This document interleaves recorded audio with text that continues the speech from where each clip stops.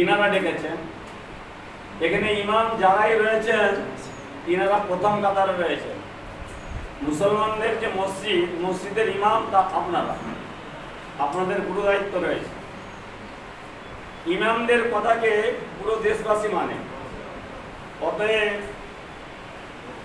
আপনারা নিজেদেরকে ছোট বলে ভাববেন না।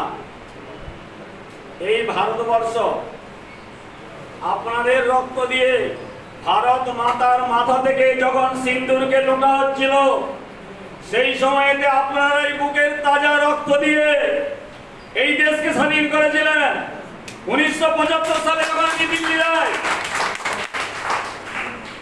আমি ইন্ডিয়া গেটে দেখলাম 92,000 শহীদের নাম উল্লেখিত করা রয়েছে। আমি বলছি 92,000 শান্তি, তার মধ্যে মুসলমান রয়েছে কত? 62,000। আপনাদের রক্তের বিনিময়ে এই দেশ স্বাধীন হয়েছে। এই দেশকে রক্ষা করা হলো আমাদের দায়িত্ব। অতএব ইংরেজদের গোলামি থেকে মুক্ত হওয়ার জন্য আমরা এই দেশকে স্বাধীন করেছিলাম। গোরা ইংরেজ তারা 200 বছর আমাদেরকে গোলামির জিঞ্জির পরিয়েছিল। আজকে কালো ইংরেজ আমাদের সামনে এসেছে, নরেন্দ্র মোদী দেশকে বেঁচে দিয়েছে। বললে বড় দুঃখ লাগবে, মাসের মধ্যে আমি 20 দিন বাইরে থাকি আর 10 দিন আপনার ভারতে থাকি। আপনি জানেন আপনাদের মুদ্রাস্ফীতি কত কমেছে?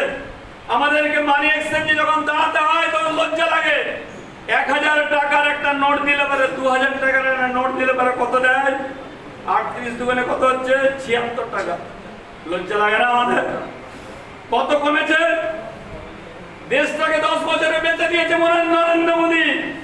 সেই অভিশপ্ত সরকারকে দেশ থেকে উৎখাত করার জন্য আমাদের প্রাণপণ চেষ্টা করতে হবে, আমাদেরকে এগিয়ে আসতে হবে। যদি আমি রাজনীতিবিদ নয়, আমি আমার দেশের ভক্তি হিসাবে আমি এখানে উপস্থিত হয়েছি। আমি একজন সমাজসেবী লোক। আজকের দিনে আপনাকে ভোট দিতে হবে কাকে? যারা আপনার ওই সরকারকে উৎখাত করতে পারবে তাদেরকে আপনাদেরকে ভোট দিতে হবে। কথাটা আপনারা মনে রাখবেন।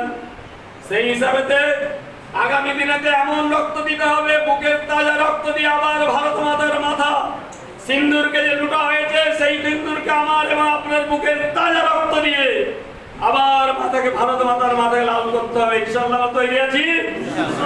ইনশাআল্লাহ আমরা চেষ্টা করব ওই সরকারকে উৎখাত করার জন্য। আমরা প্রাণপণ চেষ্টা করব। আল্লাহ আমাদের সকলকে এক হয়ে নেক হয়ে তৌফিক দান করুন। দেশের জন্য, জাতির জন্য, সমাজের জন্য আমাদেরকে এগিয়ে আসতে হবে। আল্লাহ হাফেজ।